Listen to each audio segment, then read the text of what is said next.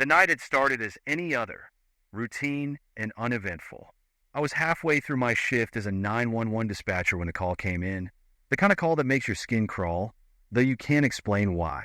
A voice whispered from the other end, low and barely audible, like someone trying to remain unseen. "Please send help, he's coming." Then silence. I stared at the console, my hands frozen on the controls. The call had come from a house on the outskirts of town, an address marked abandoned for over a decade. I immediately dispatched 2 officers to investigate. Officers Braden and Miller, both seasoned, took the call without hesitation. It sounded like a prank, they said over the radio. Kids breaking into an old place, playing games. But as the line disconnected, I had this gnawing feeling, a sense that it wasn't just kids. The radio crackled to life 20 minutes later. "We're on site. No signs of entry. The house," they said, looked like it had been empty for years. The windows were boarded up, the paint flaking. The whole place exuded that air of neglect only abandonment can create. But still, they followed procedure, circling the perimeter before cautiously entering through the front door. What they found inside the house shouldn't have been possible. The main room was littered with dust and mold. The walls bore the stains of time, wallpaper peeling in jagged strips. But in the living room, at the center of it all, was an old rotary phone sitting on a small wooden table. And the receiver was off the hook, the dial stuck at 911. "Control, there's no way this call came from here." Officer Braden's voice, usually steady, now carried a note of unease. "There's no electricity, no working phone lines." They stood there for a moment, the weight of the room pressing down on them. "Do you have any other calls from this location tonight?" I double-checked. No previous calls logged from the house in years. And the phone line had been deactivated a decade ago when the last resident passed away. This didn't make sense. None of it did. I could hear Officer Miller shuffling in the background, nervously kicking through the debris. Then a moment of quiet, broken only by the faint hum of the wind through cracked windows.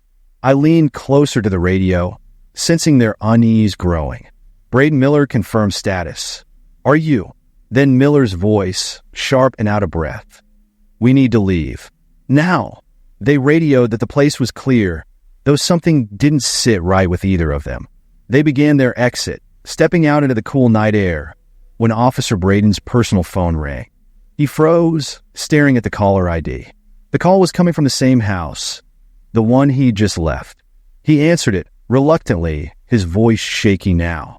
"Hello?" On the other end, the same faint voice from earlier whispered through the receiver. "He's still here. Don't leave." Braden's heart slammed against his ribs as he turned to look at the house. The front door they had just closed stood wide open, and inside something moved, a shadow, fleeting, slipping back into the darkness beyond. The call cut off, leaving only silence. The flea market buzzed with life as I wandered through stalls, distracted by the chaos. I wasn't looking for anything in particular, just something to take my mind off life. That's when I saw it. A battered, brass alarm clock, its hands frozen at 3 a.m. The vendor grinned when I picked it up, almost too eager to sell it for $5. I brought it home and set it up on my nightstand. I didn't even care if it worked. I like how old it looked, with chipped gold paint and faded Roman numerals. I wound it up just to see what would happen, and surprisingly, it started ticking. A low, soft sound that seemed to sync with my heartbeat. That first night, the sound of the clock lulled me to sleep. But at exactly 3 a.m., I shot awake to the harsh, metallic ringing. The alarm jolted through the stillness, like a scream splitting through a dream. I fumbled to turn it off, my hands clumsy in the dark. But when I tried to reset the time, the hands wouldn't budge. They just clicked stubbornly back to 3 a.m. Annoyed, I left it. It was just an old clock, right? The next night, it happened again. I woke with a start, drenched in sweat, the alarm shrieking into the night. The air around the bed felt thick, stifling, as if the room was suddenly too small. I told myself it was just a coincidence, a mechanical quirk, nothing sinister. But things got worse. Around 3 a.m., I started hearing voices, murmurs that seemed to come from the shadows near the clock. I tried to convince myself it was just my imagination or the hum of distant appliances. But every night, the whispers became clearer. They said things I couldn't quite make out. Words that brushed the edge of familiarity but vanished before I could grab them. And then the shadows started moving. One night, just after the alarm jarred me awake, I saw a flicker of movement near the nightstand, something shifting in the dark. I turned on the lamp, and the shadows scattered, but the sense of something watching lingered, creeping along the walls. I couldn't take it anymore. The clock had to go. I threw it in the trash the next morning, feeling lighter as I closed the lid. But that night, as I crawled into bed, there it was, right back on the nightstand, the hands stubbornly frozen at 3 a.m. I stared at it, heart pounding in my ears, my mind racing to come up with a rational explanation. But there was none. Frustrated and scared, I grabbed the clock and tried to smash it with a hammer. But just as the hammer swung down, I noticed something, a tiny engraving on the back, hidden beneath years of tarnish. It read, "Time waits for no one. Neither does he." Chilled, I dropped the hammer and shoved the clock into a box, planning to throw it out far from home the next day. But when I woke up the following morning, it was there again, ticking softly on the nightstand, the hands frozen at that cursed hour. That was when I did some digging. I found out that the vendor who sold it to me had recently died. And, eerily enough, his death certificate confirmed the time of death as exactly 3 a.m. Now, every night, I wake up at 3 a.m. without the alarm. The whispering grows louder. The shadows dance closer, and the sense of being watched never leaves. The clock's tick is a constant presence, even when I try to sleep in other rooms. I think I know what's coming. The previous owner died at 3 a.m., and now every night I feel my own time ticking away, closer and closer to that same hour. The basement door always creaked in a way that made the hair on the back of my neck rise, but I figured it was just old wood swelling from the humidity. My wife and I had just moved into this new house, a fixer-upper that needed work, and we barely finished unpacking when the noises started, soft thuds and occasional scraping sounds that seemed to come from below. At first, I dismissed it. Old houses settle. Pipes groan. It was easy to explain away. But the noises didn't stop. They grew more deliberate, more like footsteps, moving slowly across the concrete floor beneath our feet. One night, after hearing a heavy thud followed by what sounded like dragging, I couldn't ignore it anymore. It was almost midnight, and the silence of the house seemed to amplify every tiny sound. I grabbed my phone for light, just in case, and headed toward the basement door. My wife was already asleep, and I didn't want to wake her with my paranoia. The door swung open, revealing steep wooden stairs that vanished into pitch black. The air that wafted up was stale, carrying the faint scent of damp wood and dust. I stood at the top for a moment, heart pounding in my chest. Every instinct screamed to close the door and walk away. But I needed to know. I needed to be sure we were alone. I descended, one slow step at a time, my footsteps echoing against the cold walls. Each creak of the wooden steps sounded far too loud, as if they were calling attention to my presence. At the bottom, I clicked on my phone's flashlight, the narrow beam cutting through the dark. The basement was empty, or so it seemed. Just cracked cement walls, old paint cans, and a stack of rotting wood in the corner. Then I saw it. In the far corner, barely illuminated by the weak beam, stood an old lantern.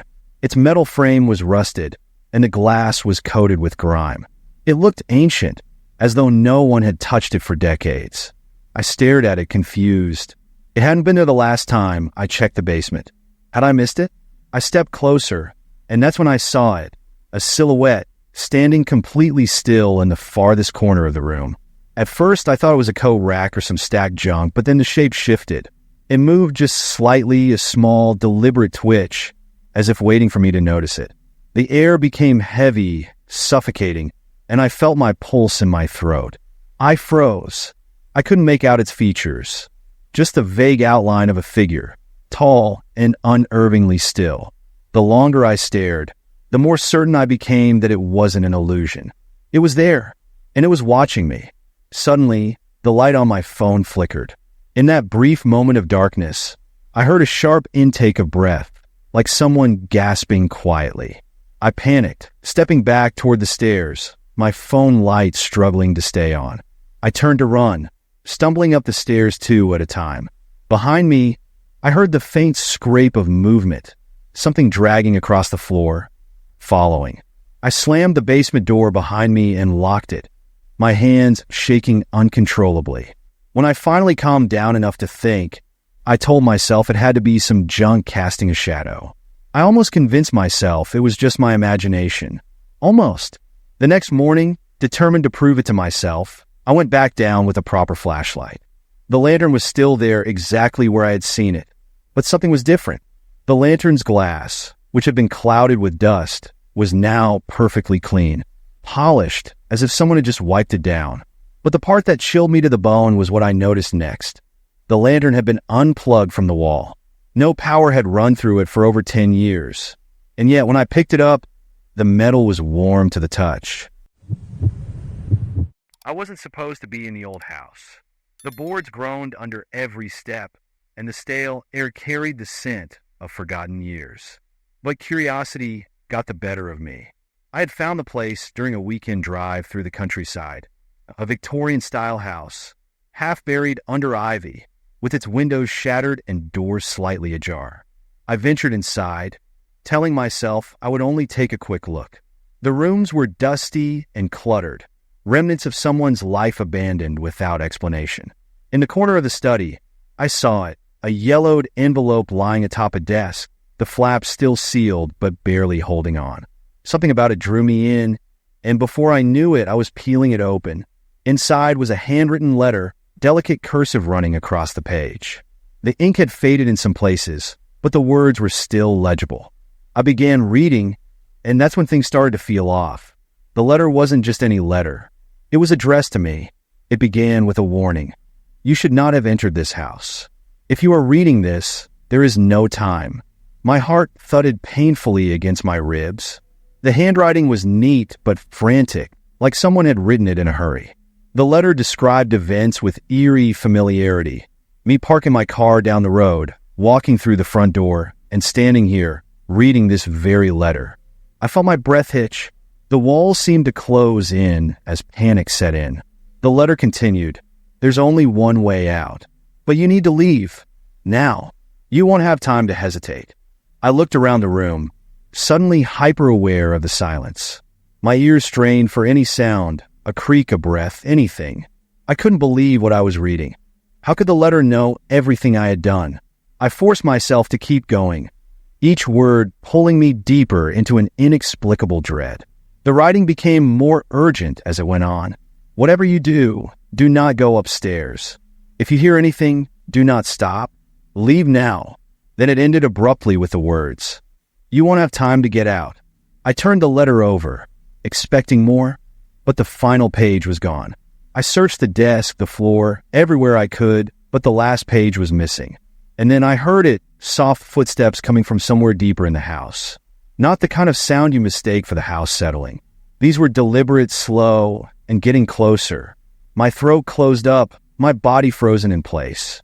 I clutched the letter tightly in one hand, my mind racing. The words echoed in my head. You won't have time to get out. The footsteps grew louder, moving toward the study from the hallway. I could hear the floorboards shift with every step. I spun toward the door, ready to make a run for it. But before I could take a step, the study door swung shut with a loud thud. I lunged forward, grabbing the handle, but it wouldn't budge. My pulse thundered in my ears as I yanked desperately at the door, my hands slick with sweat. And then, the most chilling part, a slow, deliberate knock sounded from the other side of the door. 3 knocks, evenly spaced, as if whoever or whatever was on the other side knew I was trapped. I glanced down at the letter one last time, hoping for some hidden clue, some hint of what to do. But that's when I saw it. The ink was gone. Every word I had just read had vanished, leaving only blank yellowed paper. Behind me, the old window slammed shut on its own, sealing me inside the room. I backed away from the door, heart hammering against my chest. When I heard the knob twist slowly like someone was about to come in, I turned toward the far wall, looking for another way out. But the shadows seemed to stretch, curling around the edges of the room, as if trying to swallow me whole. The door creaked open, just a crack, and then the house fell into an unnatural silence, as though waiting for me to make the next move. The mirror had seemed like a charming addition to my new apartment, a large, vintage piece with an ornate silver frame. I found it at a secondhand shop just down the street. Something about it drew me in, and without thinking twice, I bought it.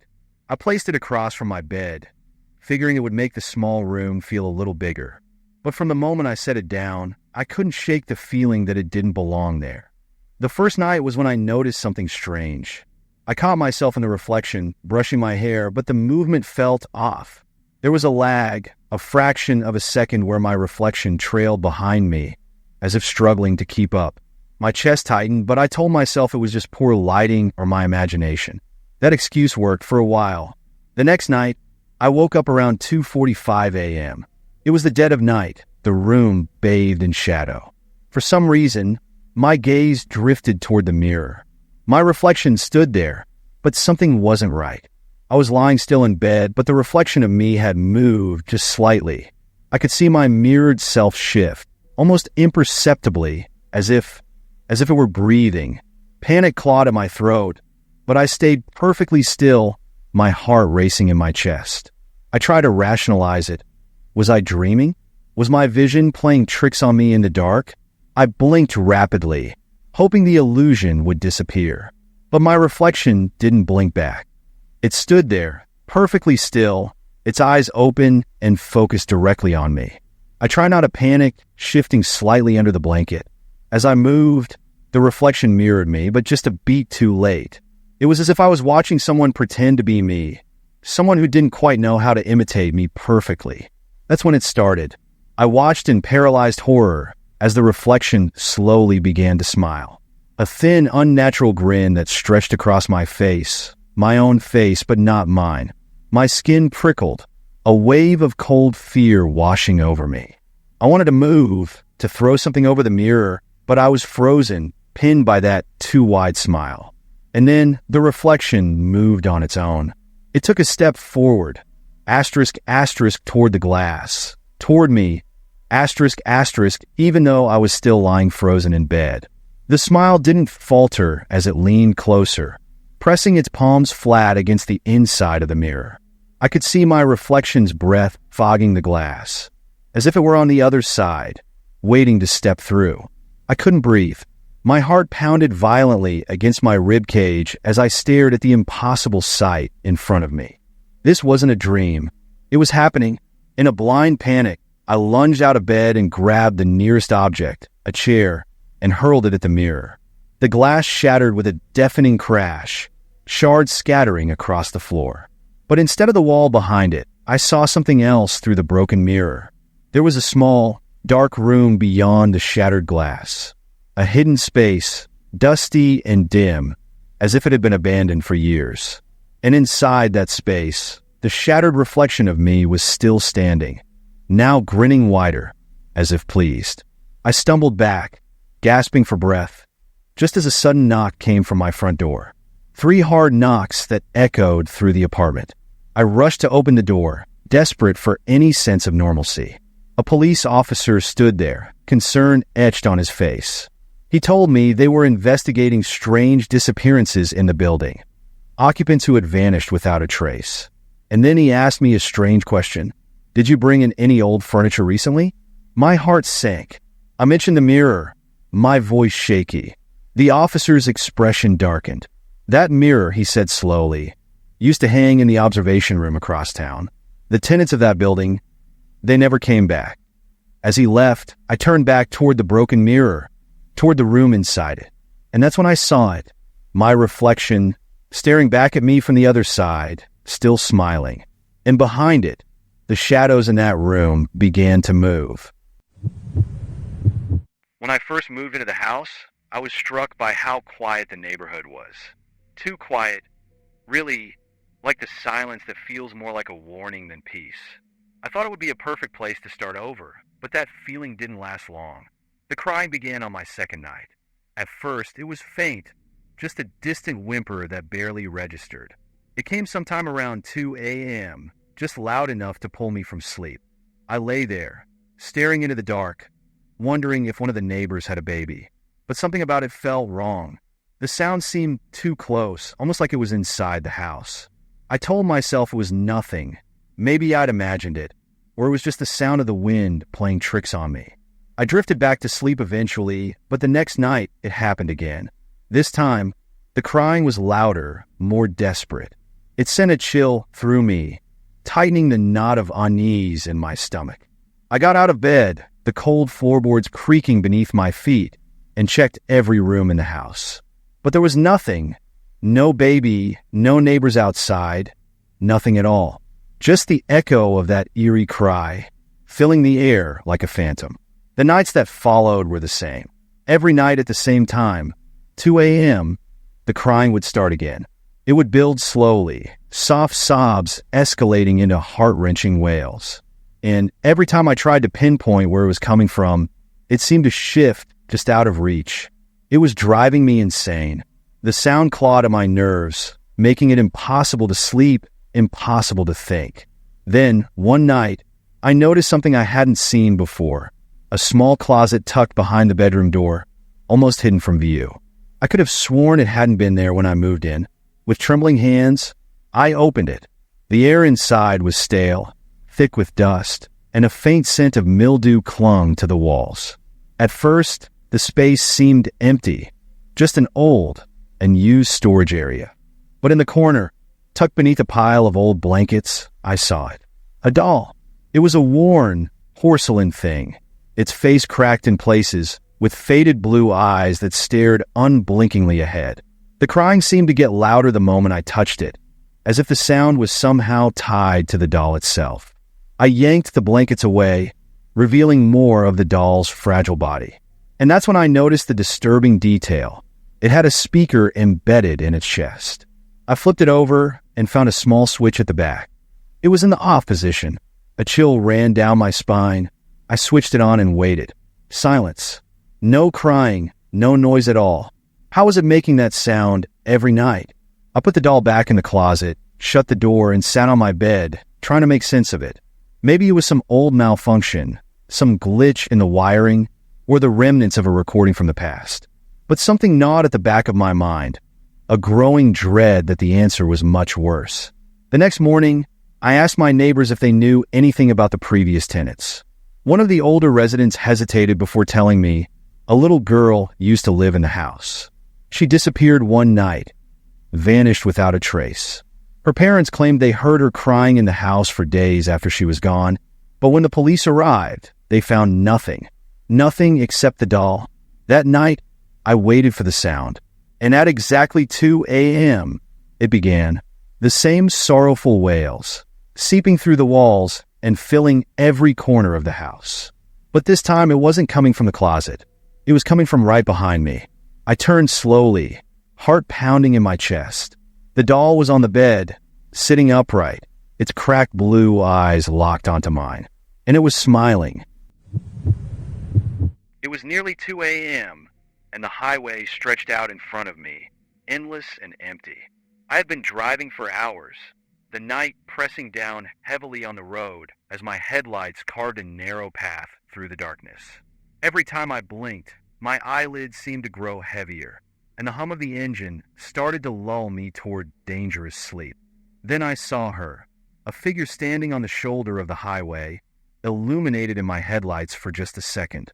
A woman, drenched from head to toe, holding out a hand for a ride.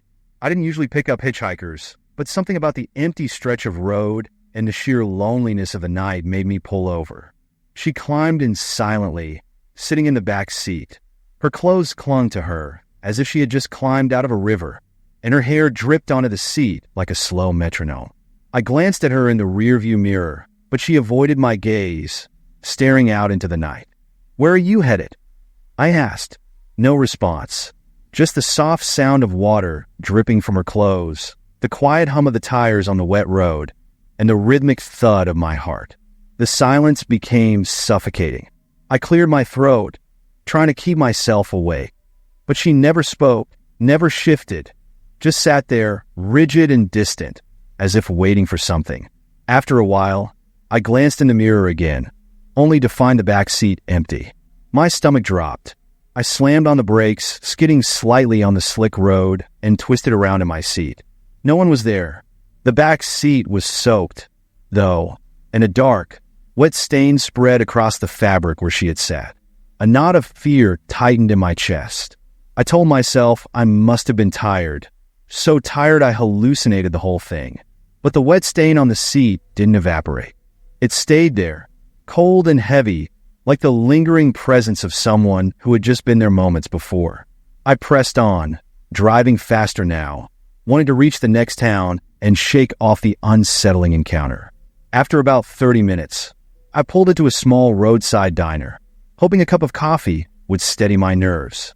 The fluorescent lights buzzed softly overhead, cutting through the tension clinging to me. The waitress approached, looking like she had seen 1,000 lonely travelers. I tried to sound casual as I described the hitchhiker, her drenched clothes, the way she sat silently in the back seat. I just wanted to hear someone tell me it was nothing. Her expression changed the moment I mentioned the woman. A shadow of recognition flickered across her face, and she leaned in slightly, her voice lowered.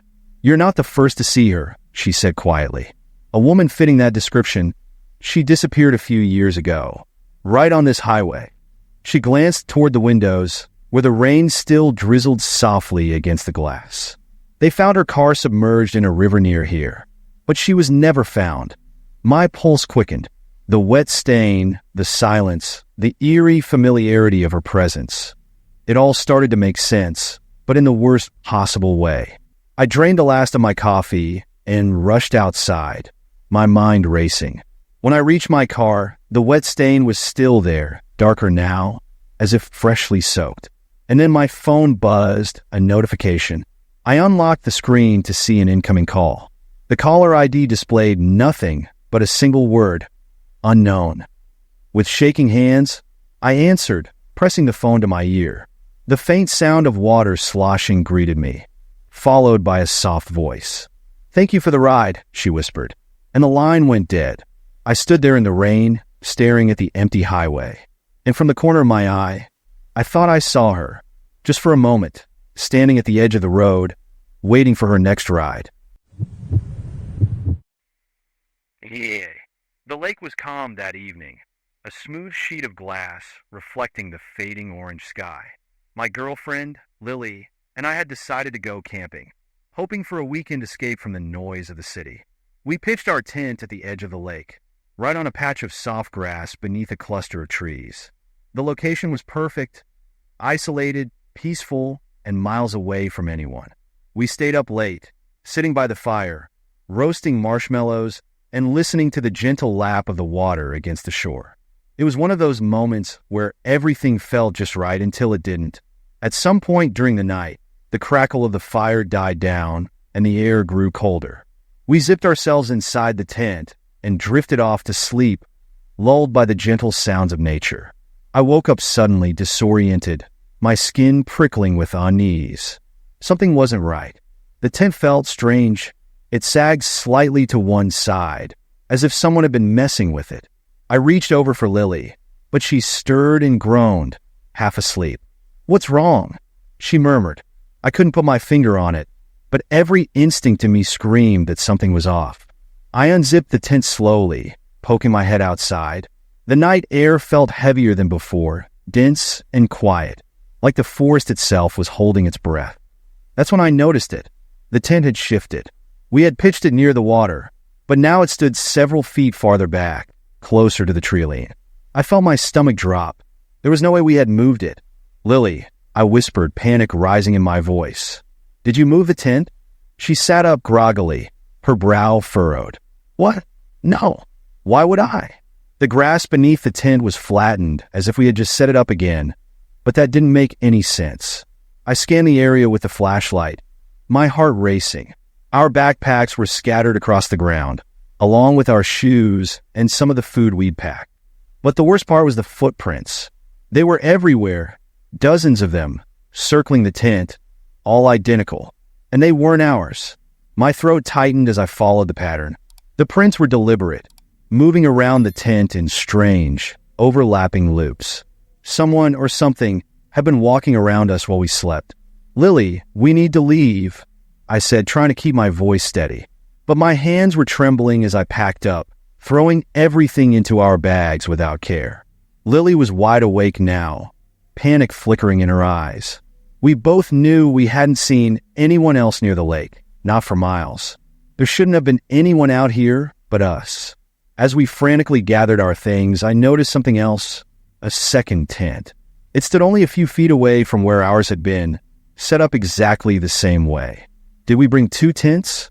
Lily whispered, her voice cracking. No, I stared at the other tent, dread coiling tightly in my gut. It looked identical, same model, same color, even the same small tear in the fabric near the zipper. With trembling hands, I reached out to unzip it. My mind raced. What if someone was hiding inside? What if the zipper slid down easily? The tent was empty. But here's the thing. Inside it, everything was laid out exactly like ours. Same sleeping bags, same pillows, even the same water bottles, half full and neatly placed to the side. It was like looking at a replica of our own campsite, down to the smallest detail. My chest felt tight, and the world tilted slightly, like I was slipping into some nightmare I couldn't wake from. I turned back toward our original tent, except it wasn't there. "Where's our tent?" Lily whispered. Her voice shook with disbelief. It was gone. All that remained was an empty patch of grass, as if it had never been there to begin with. We stood there, paralyzed, the cold night pressing in around us, suffocating. The identical tent was the only one left standing now, its flaps swaying slightly in the breeze, as if inviting us inside. Without saying another word, we grabbed our bags and bolted for the car, leaving everything else behind.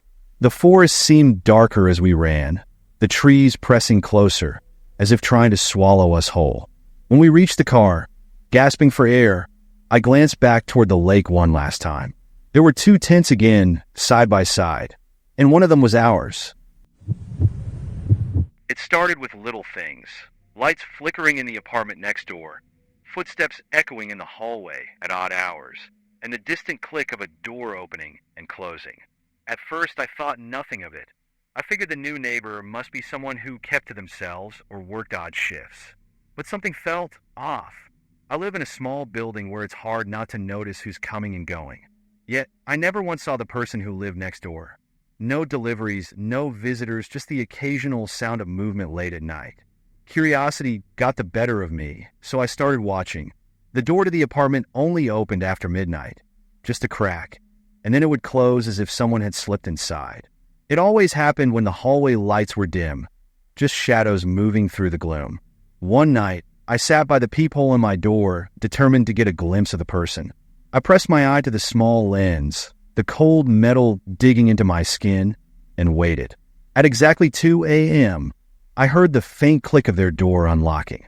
The hallway light flickered once, then twice, casting long shadows across the walls. A figure emerged, a shape in the dark, moving quietly toward the end of the hall. I held my breath, waiting for them to pass my door, but they didn't.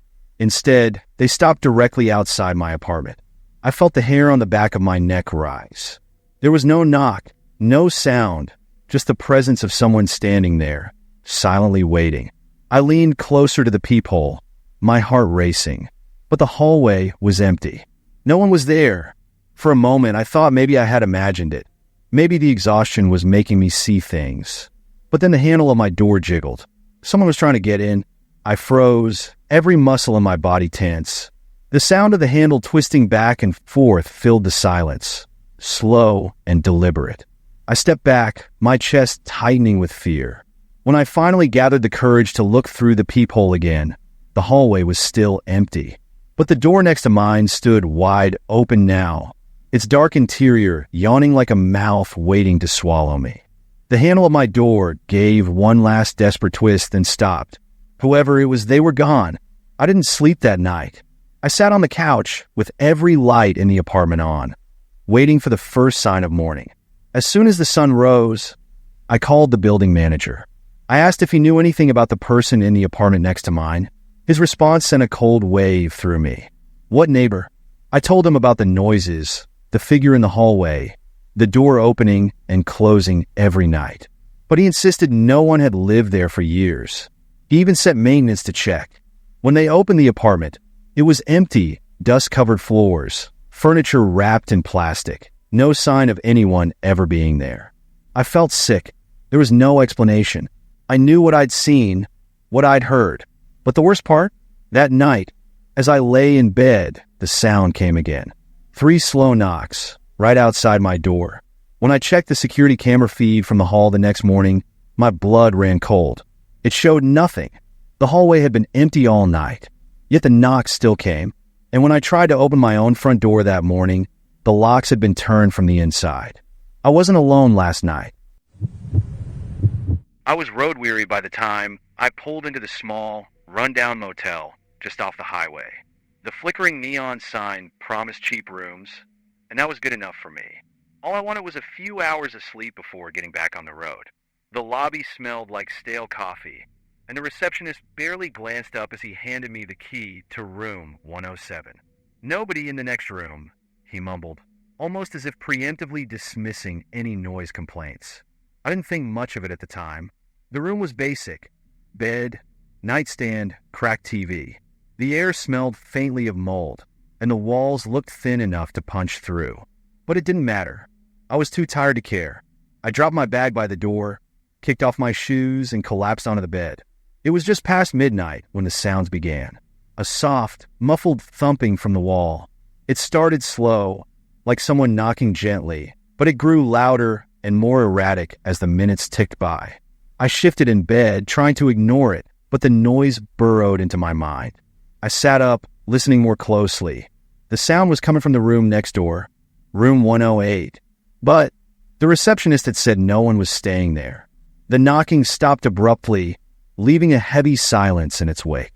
I told myself it was nothing, maybe the pipes or an old heater rattling through the night. I pulled the thin blanket over me and shut my eyes, willing myself to sleep. Then I heard it, the faint scrape of furniture being dragged across the floor in the next room. My chest tightened as unease crept in. There shouldn't be anyone next door. I knew that. And yet, the sounds were unmistakable.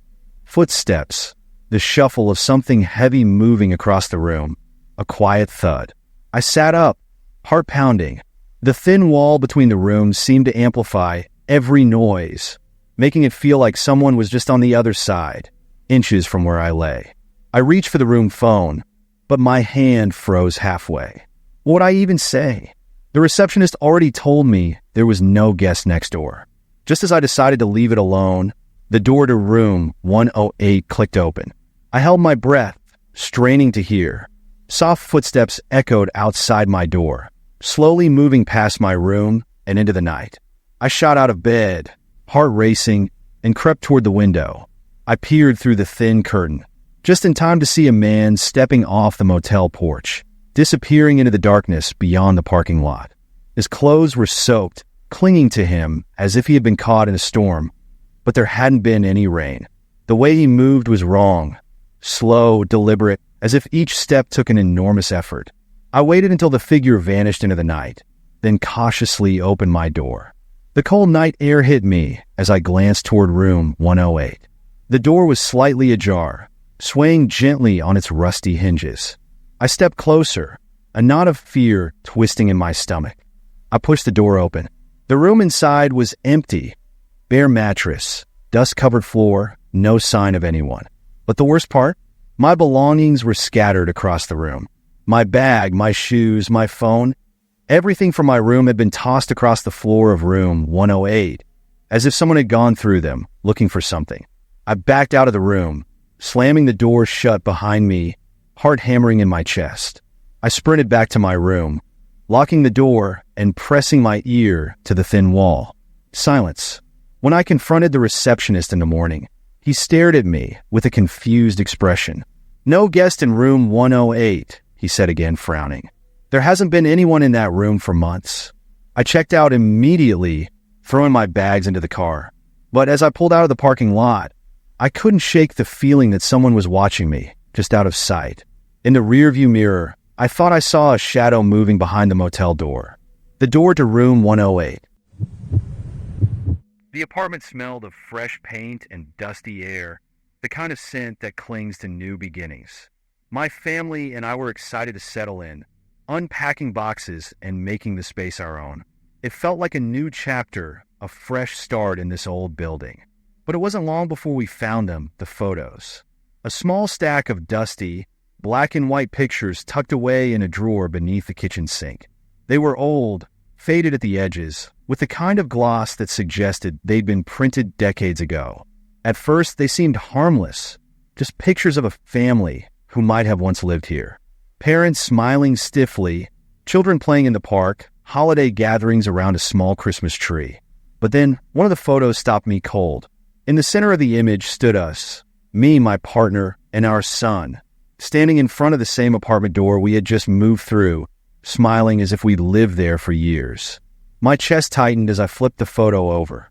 There was no date, no writing on the back. Nothing to explain how a photo of us could exist in a place we had only just moved into.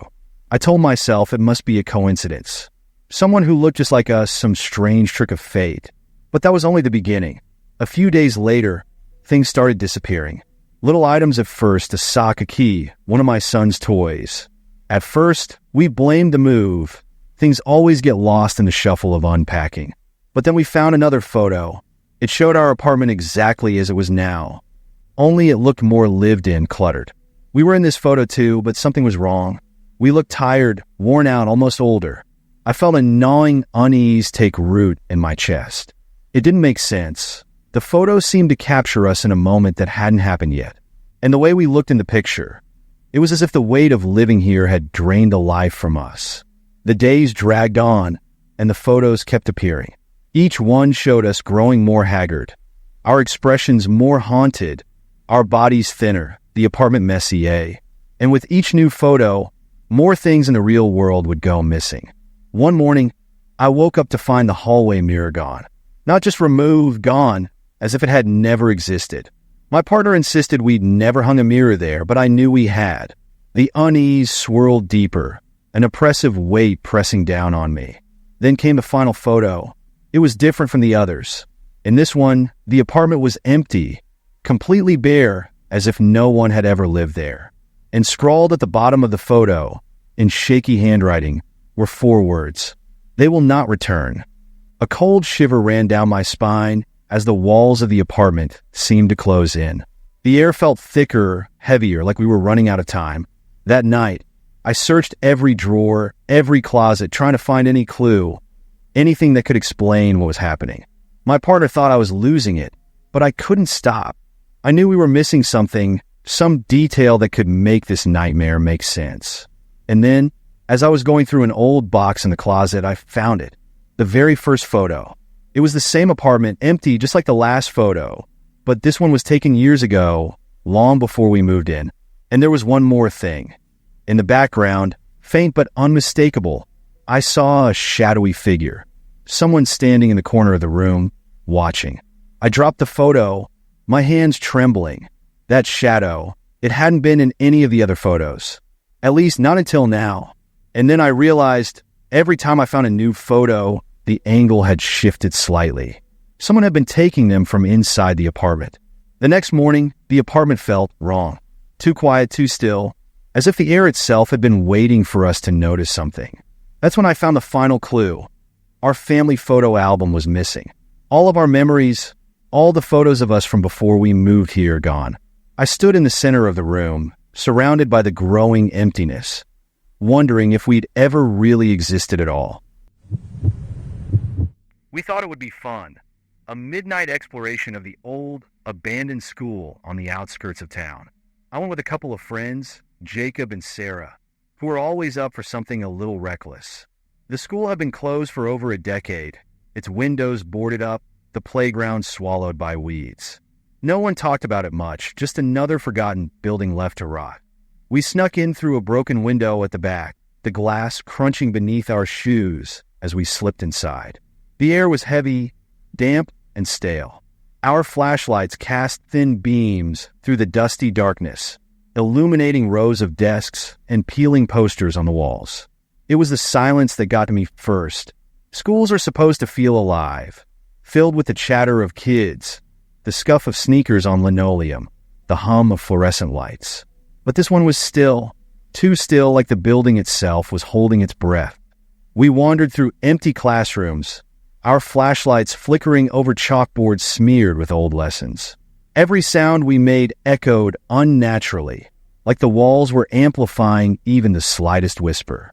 I tried to laugh it off, but the unease settled in my chest, heavy and tight. Then we heard it, the sound of children laughing. It started faintly, as if carried on a breeze that didn't belong inside the building. Jacob froze mid-step, and we exchanged nervous glances. The laughter grew louder, reverberating down the hallway, bouncing off the walls. It's just the wind, I told myself. But deep down I knew that wasn't true. Wind doesn't sound like kids playing. We followed the sound toward the source, our footsteps slow and hesitant. The hallway felt endless, twisting and turning in ways that made no sense. The light from our flashlights seemed to dim the farther we went, swallowed by the thick darkness. Finally, we reached an open door. Inside was a large office, cluttered with old papers and dusty books. And sitting on the desk, illuminated by the pale beam of my flashlight, was a journal. I opened it, the pages brittle beneath my fingers. It was an old attendance book listing the names of students who had once filled these halls. But something was off. The most recent entry was from over 10 years ago, the same day the school had been shut down. And at the bottom of the page, written in shaky, desperate handwriting, were our names, Jacob, Sarah, and mine, marked as present. My stomach churned with dread. There was no way our names could be in that book. We hadn't even been born when the school was closed. That's when we heard the door slam behind us. We whipped around, but the hallway was empty. The only thing we could hear now was the sound of soft footsteps, coming from every direction, growing closer. "Let's get out of here," Sarah whispered, her voice trembling. But no matter which way we turned, every hallway seemed to lead back to the same room, the one with the attendance book waiting on the desk. The walls felt like they were closing in, the corridors looping endlessly, like the school was a maze designed to trap us. And with every step we took, the sound of children's voices grew louder, a chorus of laughter, faint whispers, and the scrape of tiny shoes on tile. Then, we saw them, shadows flitting just at the edge of our flashlight beams, darting in and out of doorways, too fast to catch. We ran, panic coursing through our veins. But every hallway looped back, leading us to the same classroom, over and over again. Finally, we reached what we thought was the front entrance, but the door wouldn't budge. We pushed and pulled, but it stayed locked, as if the building itself refused to let us leave. And then the laughter stopped. The silence was worse. The absence of sound weighed heavy, as if the air itself had thickened. In the stillness, we heard the soft scratch of chalk against a board. I turned slowly and saw it. On the chalkboard behind us, words were being written by an invisible hand, moving slowly and deliberately. "Class is now in session." The door behind us creaked open, revealing the same office with the attendance book. This time, the book was open to a different page. It was a list of rules, and at the bottom, scrawled in jagged letters, were the words, "No one leaves." It was supposed to be an easy gig, just a new night route that no one else wanted to take. The dispatcher told me it would be quiet. A straight shot through town to the last stop and back, she said, almost as if warning me that the ride would be uneventful. That was fine by me. Quiet meant no problems. But the route felt strange from the start. It ran through parts of town I didn't even know existed. Empty streets lined with old houses and factories that looked abandoned. No cars, no lights, just a heavy kind of stillness. I pulled the bus to the first stop at 10:15 p.m. The shelter stood under a flickering street light, the sign rusted, as if no one had used it in years. To my surprise, a passenger was already waiting, a man in a dark hoodie, his face hidden in shadow. He boarded without a word and took a seat at the back. I glanced at him in the rearview mirror, but his face was obscured, just out of the reach of the weak cabin lights. At the second stop, another passenger climbed on, a woman in a damp coat, her hair plastered to her forehead. She sat silently, hands folded in her lap, her gaze fixed on the floor. Neither passenger acknowledged the other. The unsettling part? None of them paid. They just stepped on, as if they already belonged. As I drove, the bus filled with more silent passengers at every stop. They boarded wordlessly, sitting in complete stillness, their clothes wet as if they had all come from the same rainstorm, though the night outside was bone dry. Every time I checked the mirror, I found them sitting perfectly still, staring ahead. No conversation, no movement, just the soft hum of the engine and the weight of their collective silence pressing in around me. I pulled up to the final stop, a bus depot at the edge of town, where the road disappeared into thick woods. I turned in my seat, ready to announce the stop. But when I looked back, the bus was empty. Every seat crumpled, damp, and indented as if someone had just been sitting there. But not a single passenger remained. My stomach tightened, the realization creeping in like cold fingers trailing down my spine. I hadn't heard anyone leave. No footsteps, no doors opening. I stepped off the bus, peering into the night, but there was no one. The air felt heavy, dense, like a weight pressing down on my lungs. I could have sworn I saw movement at the edge of the woods, a flicker of shadow slipping between the trees. Trying to shake the unease, I climbed back into the driver's seat, turned off the engine, and radioed the dispatcher. "Route 13 is done," I said. But how many passengers were supposed to be on this route? Her response chilled me to the bone. "Route 13? That line was shut down years ago. There shouldn't be anyone on that route. Not since the accident." My mouth went dry. Accident? There was a pause, and then her voice came back, quieter this time. "A bus crashed on that route years ago. Driver lost control. Everyone on board died. We decommissioned that route after." A knot of fear tightened in my chest. I glanced up at the rearview mirror one last time and froze. There they were. Every passenger was back, sitting in their seats, staring at me through the mirror's reflection. Not moving, not blinking, just waiting. And the bus doors swung open on their own. Without thinking, I threw the gear into drive and sped off into the night. I didn't stop until I reached the depot and left the bus behind, still idling, doors wide open. But when I checked the bus the next morning, the seats were dry. No passengers, no trace of anyone, just the indents on the seats, as if they had been waiting for another ride and would be waiting still. Don't forget to subscribe and watch more of my videos. Thank you.